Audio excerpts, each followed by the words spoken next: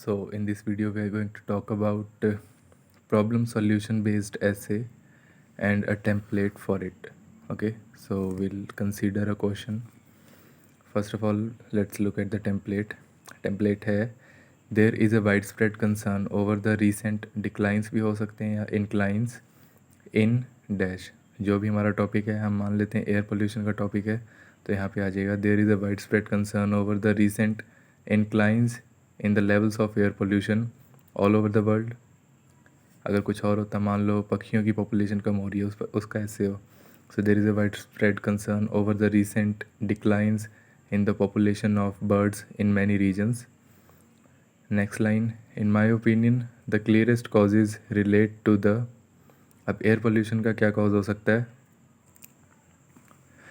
Air pollution का cause हम यहाँ लिख देंगे causes relate to increased number of vehicles and the solutions are for the government to prioritize motor vehicle reforms. Relatable हो गया. ऐसे ही अगर बर्ड्स के बारे में हमें बताना होता तो बर्ड्स की पॉपुलेशन क्यों कम हो रही है? मोबाइल टावर्स की वजह से हो रही है. So in my opinion the clearest cause is relate to the increase number of mobile towers या mobile connectivity, mobile tower connectivity, जो भी ठीक लगे. And the solutions are for the government to prioritise telecommunication reforms. Okay, body paragraph शुरू करते हैं. Complex sentences 3 से 4 होने ज़रूरी होते हैं. ज़रूरी तो क्या होते हैं, मतलब ठीक रहते हैं टास्क 2 में. तो एक यहाँ पे हम स्टार्ट कर लेते हैं बॉडी पैराग्राफ उससे. Although the rationale behind this phenomena क्या है जिसकी भी हम बात कर रहे हैं? डिक्रीज पॉपुलेशन ऑफ बर्ड्स या higher levels of air pollution are numerous. The primary one या फिर the most commonly cited reason is associated with, जो हमने पहले बताया था वही बता देंगे दोबारा, कुछ भी हो सकता है. Increased number of vehicles, increased emissions from vehicles. अब इस पॉइंट को हम आगे सिंपल सी एक लाइन में एक्सप्लेन कर देंगे. एक्सप्लेन हम क्या करेंगे? इंक्रीज़ एमिशन क्यों हो रहे हैं? क्योंकि व्हीकल्स बढ़ गए. और व्हीकल्स क्यों बढ़े हैं? क्योंकि उनकी अवेलेबिलिटी एंड अफोर्डेबिलिटी बढ़ गई है. सो इस पॉइंट को हम एक्सप्लेन कर देंगे, अपने रीज़न को सपोर्ट कर देंगे. This is because the availability and affordability of vehicles has risen in the past few years, due to which the emissions have ultimately increased and the pollution levels have also inclined. इस तरह से एक या दो line में simply बिल्कुल explain कर देंगे. सेकंड रीज़न भी हम इसी बॉडी पैराग्राफ में डिस्कस करेंगे.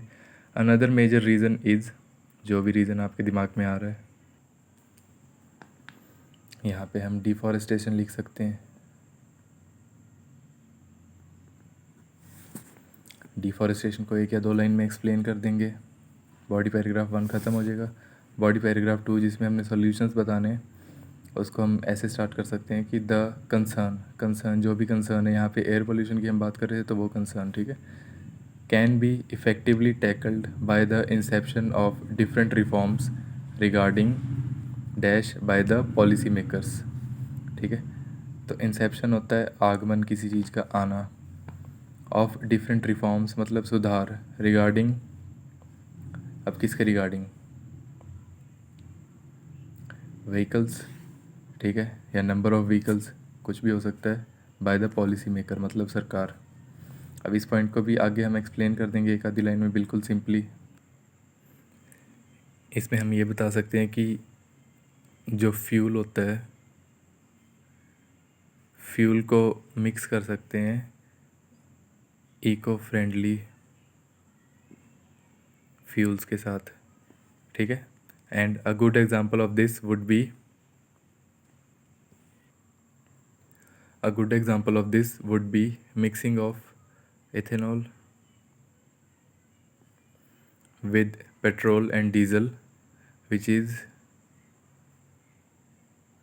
being done in many parts of the world. Example के साथ हमने आइडिया को सपोर्ट कर दिया। और यहाँ पे many part of the world की जगह हम अगर सिर्फ इंडिया भी कहें तो भी ठीक रहेगा।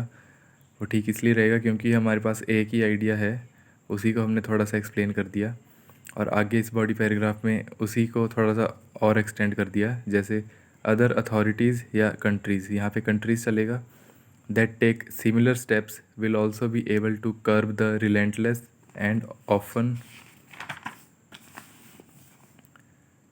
थॉटलेस reforms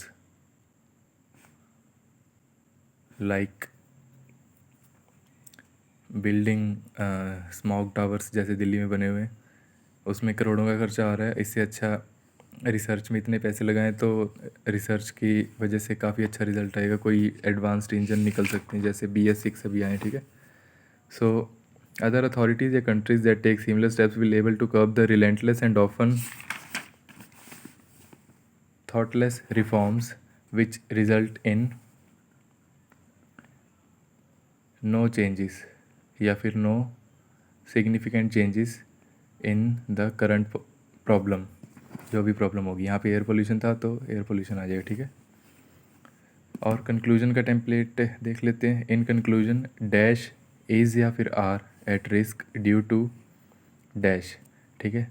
तो एयर पोल्यूशन की वजह से कौन रिस्क में है? पॉपुलेशंस या citizens are at risk due to adjective हम राइजिंग लिख देते हैं, rising pollution levels. So while governments can best mitigate this threat, individuals should also play their part by reducing। तो individuals क्या कर सकते हैं?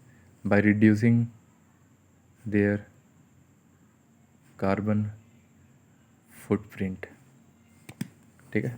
तो ये ऑलमोस्ट 100 वर्ड्स का या उससे ज़्यादा का ही टेम्पलेट है और मिनिमम 250 वर्ड्स लिखने होते हैं टास्क 2 में। तो 150 वर्ड्स आपने सोच के लिखने हैं और इस टेम्पलेट की हेल्प ले सकते हैं आप। इसको एज अ वोकेबलरी बूस्टर भी आप यूज़ कर सकते हो। और अगर किसी को कोई डाउट है तो कमेंट करके पूछ लें, नहीं डाउट तो ना पूछो। So thank you for watching.